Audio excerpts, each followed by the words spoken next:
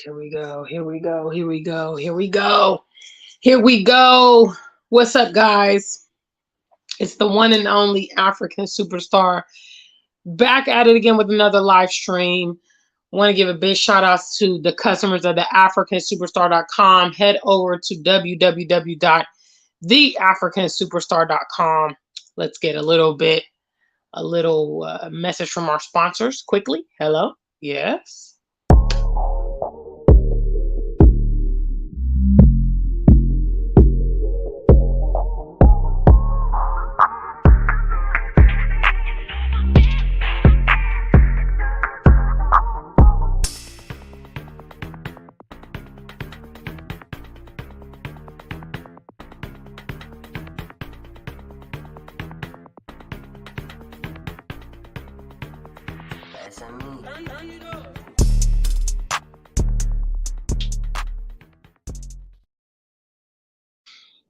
Yes. That is the africansuperstar.com. That obviously that advert is the African Superstar X Ghana collection. Very hot. Please head over, check us out. Much love to our members only who support our platform on a monthly basis, those with a circle next to their name. And last but not least, the lovers of the African Superstar Music Project. Let me catch y'all up to speed on everything that's going on with the music project. So currently, the world tour is on. Next stop is Paris. We'll be in town the 16th of September to collect our second award of the year. Yes. So when I come back from Paris, this will be, we'll move this over a little bit. Okay. And we'll make space for Best Afro Pop Diaspora Rapper of the Year right here. Hello. I assume I'll be getting a plaque. We'll be putting the plaque. Basically, I'm probably going to have to get a new room soon because I'm going to need a place for my platinum plaques and my awards. Hello. Big shout out to the African Superstar family. Guys, have you copped the EP? Hello. Are you streaming? Are you watching the music videos? Matter of fact, let's go ahead and see a little clip of Beast Chill. Hello. One and only. I'm back again. African Superstar on the track. It's the weekend, and ain't no place I'd rather be than here with you, and you here with me. Yeah. Got the sauce, boy. It's a Beast Chill. You ain't gotta lie, come close and keep it real. Swear to God, already know how you feel. It's a Beast Chill. It's a Beast Chill. You ain't gotta lie, come close and keep it real. Swear to God, already know how you feel. It's a Beast Chill. All right, Beast Chill, guys. First single off the STAR EP, available for sale. The music videos here on YouTube. Don't miss out. Tonight's topic is the West is capitalizing on mental health without regards to solving it. This is kind of a subtopic that I touched on briefly in my last episode, and I wanted to elaborate on it because, in my opinion, this whole mental health crisis of the West is, it's being used as like a catalyst for a lot of poor behavior, poor decision making, lack of problem resolution, social ineptness. So many things, because in reality, all of us could flip out if we wanted to. Hello.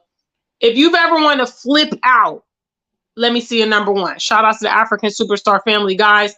Today, you need to be on code. Yes. When you come in the room, greet me in the chat room, like the stream, moderators, anybody with a wrench, please keep me updated on the like count.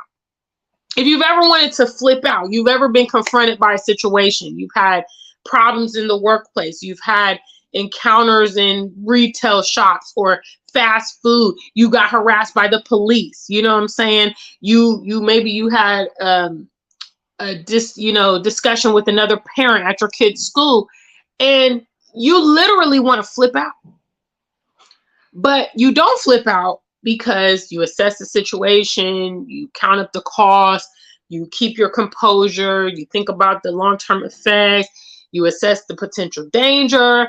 You think about the repercussions. You kind of go down the little list and you think to yourself, okay, I'm not going to lose my composure in this situation. I was reading a story the other day about yet another crime that's happened in America. And,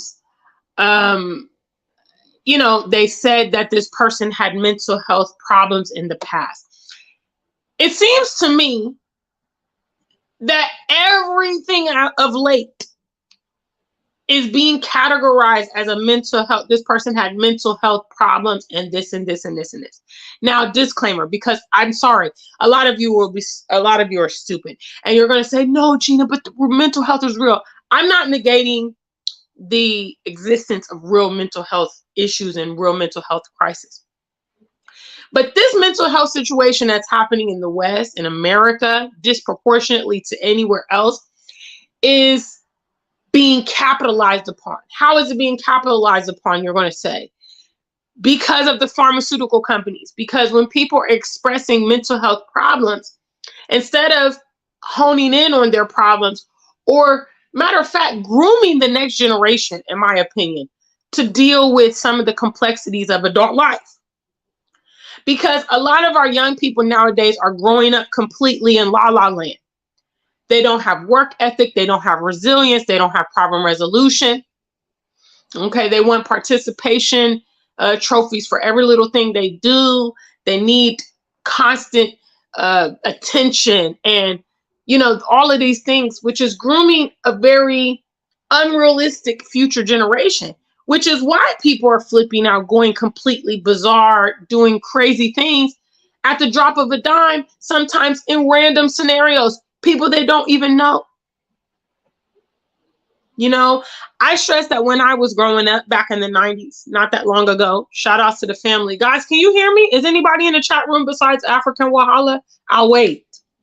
Because I don't know if y'all can't hear me, or because it says that there's, 10 of you here, but I'm only seeing one person in the chat room. So are you guys here? Are you guys alive? Hello, please, please, please. Just be on code, okay? Just be on code. Please don't come to my channel and do this. Please. I take time out to come live. I'm a very busy person. So the least you can do is be on code. Hello. Is anybody here? Or I'm assuming that the live stream is not working. All right. Thank you. Jarena Star's in the building. Okay. Because I'm like, I don't know if y'all can't hear me or whatever. So when I was growing up in the 90s, I've talked about this in the past. You would hear of crimes and there would usually be like an antecedent. Now, we always had like those serial killers and things like that where it was random. They were targeting people, usually, those serial killers back in the days, back in the 90s, all primarily white males. Targeting, a particular speck of woman. I know there was one guy out in the country somewhere. He would go and get prostitutes. He would target these prostitutes and he killed over 40 something of them. Okay. When we would hear about crime at that period, there would always be like some kind of connection, some kind of antecedent as to how these people came to be. Definitely was random crime. Definitely there was burglaries. There definitely, these kind of things. But nowadays, the random nature of crime, the fact that these people literally have no interaction with each other, it speaks to a poor mental state. And what I would love to see, instead of medicating people for their mental issues, whatever, I would like to see a much more practical approach, empowering people with the tools to be able to manage their mental health. Okay? Because mental health is a perpetual thing, right? Second trivia question. If you guys are alive, I hope so. I hope I don't have a bunch of zombies watching me today, please. Okay, if you have ever had a day where you were extremely excited, you had a wonderful day, everything was going in your favor, you just got paid, you got the promotion, you're hyped, you got engaged, you got that favorite text message from whoever you love. The next day, it all comes crashing down. Let me see a number two. If you've ever been through that roller coaster, you had a really good day. let's say Friday was great. You know, the weekend was popping. Monday, you get in the office, it's a whole lot of problems. The database is down. You know, your colleague called off. Let me see your number 2. Big shout outs to the African Superstar family. Guys, please, I really, listen, I'll wrap up the live if I can't, because I just can't. Okay, I'm trying to do live stream here. Have you guys, so none of you guys have had any issues with your mental health? Hello? Is that correct? Nobody, everybody is all 100% all the time. Hey, boy, tough crowd, ain't it? Tough crowd, guys. Well, I'll go ahead and use myself as an example. Yes, I've definitely had those days. I've had those days that fluctuate, you know, and I think if I didn't have the tools where I talked about in my previous video of learning how to equalize yourself when you are having, you know, outcomes and things you don't want to have, or situations, you know, sometimes situations happen and it's not even anything that you've done. So let's say you go to work and your company decides they're shutting down or they're having a merger. Okay. That impacts your, you know, your income, perhaps, maybe your job routine, your colleagues, everything. It could even eliminate your job. And you've literally not done anything, but that situation has happened and that situation impacts you. I think one of the most critical things that I understand that I think a lot of people don't understand is you're not going to get your way all the time. Time and chance happen to us all. And it's not the devil, you know, because a lot of people will be thinking when things don't go their way, it's the devil. They got evil spirits targeting them and all of that stuff. Sometimes it's just the consequence of life and existing in the day and age we are and being in certain scenarios. The West is capitalizing on mental health without focusing on how to properly address it, in my opinion. The rashness that people are getting physical in America is a huge testament to this. And we are always attributing every single thing to mental health. And I would say all situations are not relative to mental health. Some people know and are completely cognizant of what they are doing. Okay, they have plotted, they have planned, they have strategically implemented whatever they are doing. Okay, that is not the action of someone who is struggling with their mental well-being, can't, you know, make out the difference between reality and the fake life or whatever. You know what I mean? People that are really suffering with mental health problems is usually involuntary on their part, you know, and from my opinion, a lot of people that really have mental health problems or disabilities, they don't like leaning on the crutch of this, whatever they're dealing with. You know, a lot of them, they want to be productive. They want to get out there and try on their life. They don't want people to just kind of throw them away because they have these problems. And I think we are broadening the spectrum of what is considered mental health because of this whole pharmaceutical thing. Because when you go to your doctors or you go to professionals and you express whatever situation you're having, 9 times out of 10, they're going to try to medicate you. You know, they're not going to promote you, hey, maybe you need to change your diet. Maybe you need to change, you know, exercise regimen, get an exercise regimen. Maybe it's this environment, you know, maybe, you know, you're in a city and you're fed up with the city living and everything's driving you crazy. Maybe you need a village lifestyle. Maybe you need the country, a rural community. Maybe, you know, you hate the cold weather, you know, maybe a warmer climate. You know, I mean, there's a lot of things that can address some of your mental health, you know, but I always say that if you are a functional person and you're just kind of going through the ebbs and flows of life, what's very important for you is to know how to equalize and regulate that on your own, because the world around you doesn't have enough time or interest to invest in you to get you back to optimal mental health. And I think that's also a huge problem with the mental health problem, which is the system is completely overwhelmed. Okay, if we have any medical professionals here, I'm going to try again because I can't get any answers to the questions. Do we have any medical professionals in the building? Do we have any doctors, nurses, anything like that? Big shout out to the African Superstar family. Thank you to the 2 people in our chat room that's on code today. African Wahala and Ms. Drina Star. The rest of you just can't get it together. So we will be wrapping this up very soon because I can't do a live stream without any participation. I'm sorry. Yes. And this, oh yeah, this is subscriber only. So that means all you spectators, if you leave a comment, you need to subscribe. Yeah. Okay.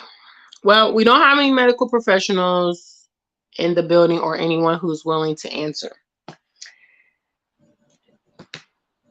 The system is completely overwhelmed, okay, in both America and the UK from, at first glance.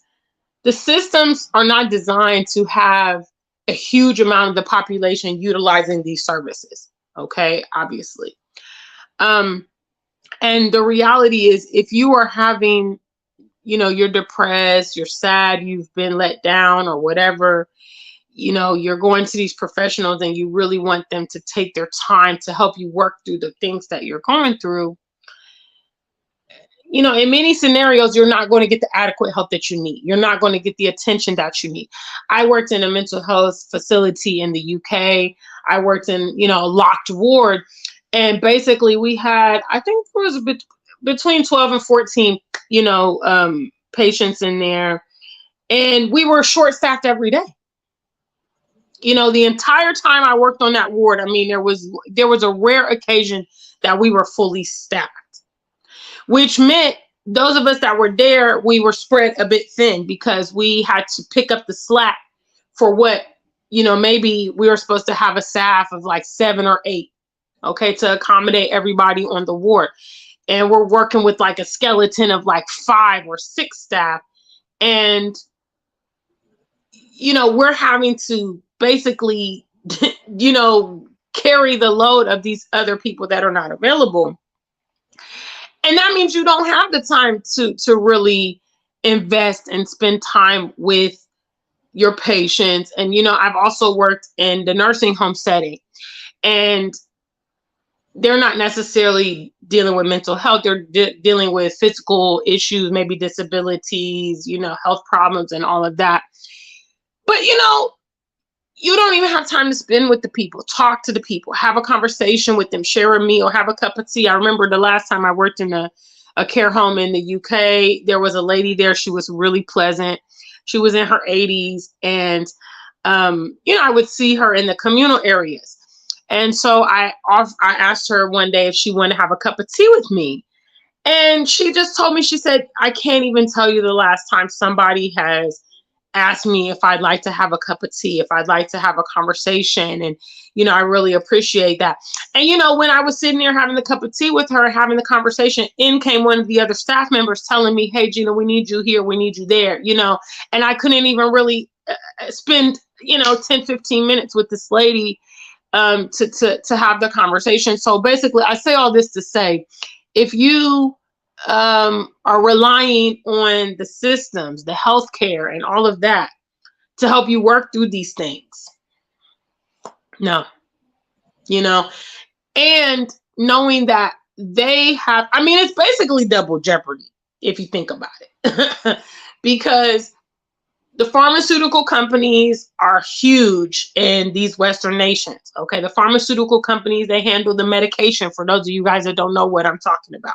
Okay, and they're in bed with the healthcare systems. So that means when you roll up in there because you're stressed out, you're depressed, you've been having anxiety or whatever conditions you're having, their default option is going to be medication. They're going to say, okay, we think you have this problem. We think you have ADHD. We think you have bipolar. We think you have depression. We think you have, whatever conditions that they feel that, you have. And they're going to give you medication. This medication is not for a fixed term. They're not saying, okay, take this 6 weeks and this should help elevate your mood. This should help you with the nightmares. This should help you with the anxiety. It's going to be perpetual, which means they've made a customer for life with you when they medicate you. And their objective is not to heal you. Their objective is not to get you in a place where you're functional, where you're rational, where you can exercise problem resolution. The conversations that these professionals should be having with you, they would never have, because that would empower you as the person, as the client, to actually get better and no longer need their services. And that's not what they want, because if a lot of the population is dealing with mental health or feels they are dealing with mental health, because again, life is full of ups and downs. That's the reality. Okay. Some people are absolutely normal, just going through periods of whatever they're experiencing in their life, but they think something's wrong. They've been convinced that something's wrong. This social media also breeds mental health issues. They've done tons of studies about how social media makes people feel about their life, about their accomplishments. It breeds jealousy. It breeds envy. You have some people that are completely creating fake lives and facades. And, it has real downside to it. Again, are they educating the young people on dangers of social media and how to deal with your emotions and all this kind of stuff, how to prevent, going viral negatively, and, these kind of things that these young people need to know. These young people need to know that stuff, because this is their world. This is their modern day. So guys, this is a little bit of what I had to say, since I'm getting absolutely no crowd support. So I'm going to go ahead and conclude the live stream, because y'all know how I do. Sorry. Nobody wants to, talk or be a part of the conversation, and I can't just carry it by myself. Sorry. We got 11 of you and only 2 in the chat room. So I hope you guys are doing well. I've been talking about these mental health topics because I feel that it's definitely applicable to some of my audience. Obviously, some of my audience is struggling with these things, and I just want to really, really empower you to solve your own problems. Take it upon yourself, okay, to find out how to equalize yourself. I say that accomplishing something is going to be a great, great boost of confidence for you.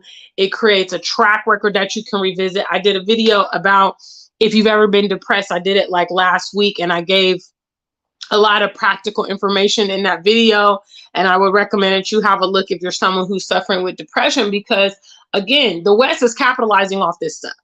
Okay. And much like everything else in the West just wants to benefit from you. Okay. They don't care about your mental well-being. They don't care about your quality of life. They don't care. So since they don't care, and we know they don't care, and we know that they're only going to create, you see, the West is a master at creating a problem and then presenting a solution to that problem. So like I said, you have people that are perfectly normal, healthy, have no problems, but they're thinking something's wrong with them. Big shout out, Mimi, what's up, baby? Thank you. Thank you. Because I don't know what's wrong with the crowd. Unfortunately, I'm wrapping up the live stream now, because for the past 23 minutes, I've had I've asked 3 trivia questions and nobody has answered. And there's no comment. So I'm like, okay, maybe this topic is irrelevant. I don't know. But y'all know on my channel, it's all about crowd engagement. You understand?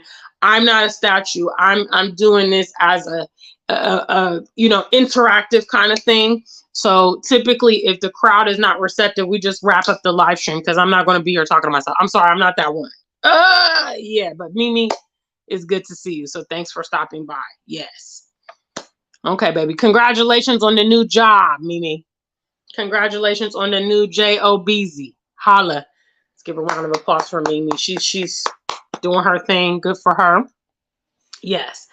So, I want to empower you guys to start taking control of your mental health. Okay. And learning some problem resolution skills will serve you very, very well. You know, I would say if you're living in America right now, absolutely avoid conflicts at all costs. Okay. Even if it's something small, you know, somebody tries to pick an argument with you at the gas station, or somebody, you know, got smart with you at the supermarket or what. I just would tell you to avoid all, you know, confrontational situations in America, period, because people are literally not sound. They have weapons. You see, that's another thing with this mental health crisis, so to speak. You know, they are issuing guns left and right in America.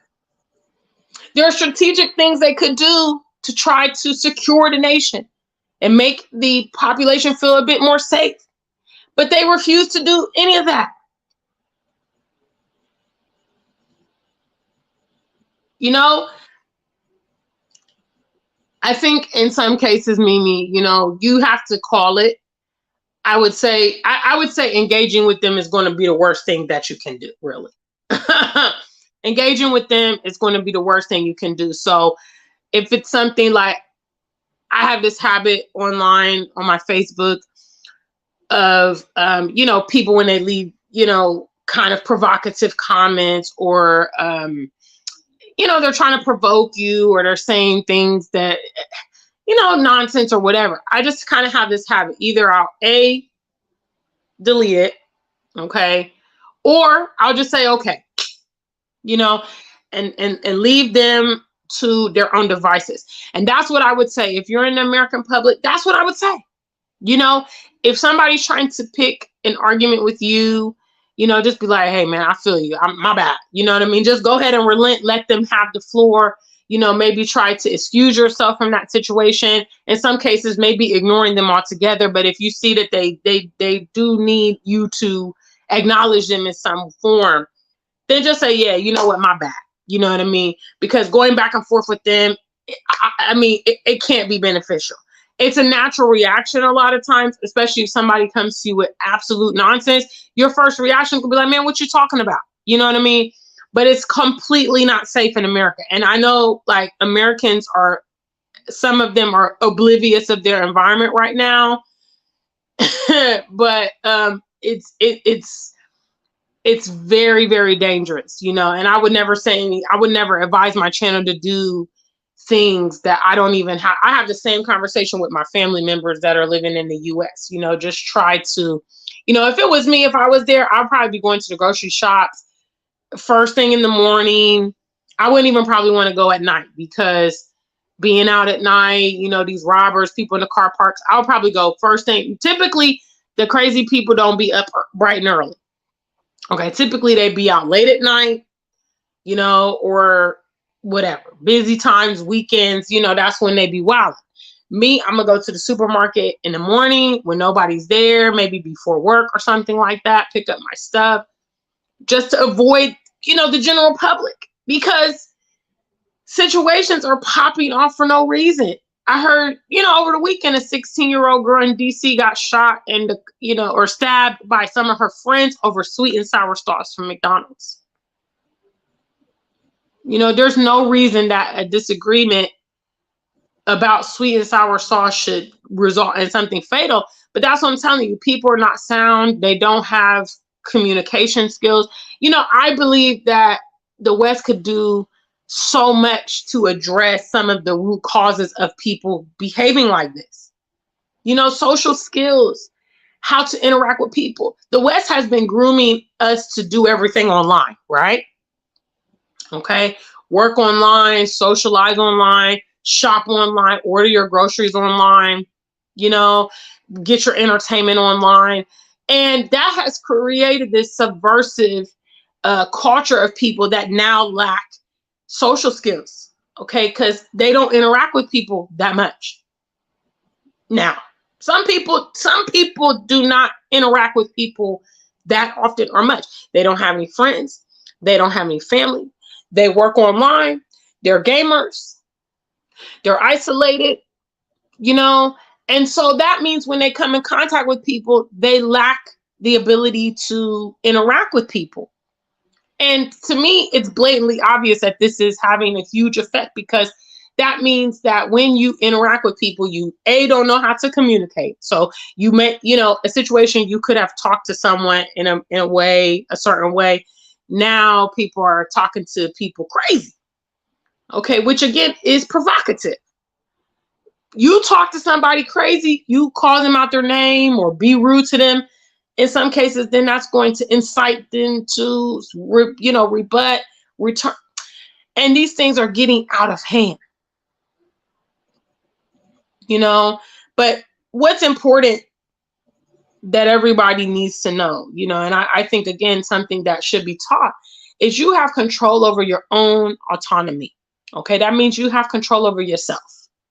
All right, that means whatever situations are happening around you, your responsibility is yourself. You may encounter someone who's being unreasonable and difficult, whatever, threatening, and you need to know how to deal with yourself. You can't control the other individual. Maybe you can diffuse the situation, but prevention is better than cure. So a big shout out to the family. Thank you, Mimi, so much for your engagement. I really appreciate it. Big shout out to the African Superstar family, those of you guys that were here. Hopefully next live stream will get a little bit more interaction so we can have a longer discussion about the said topic.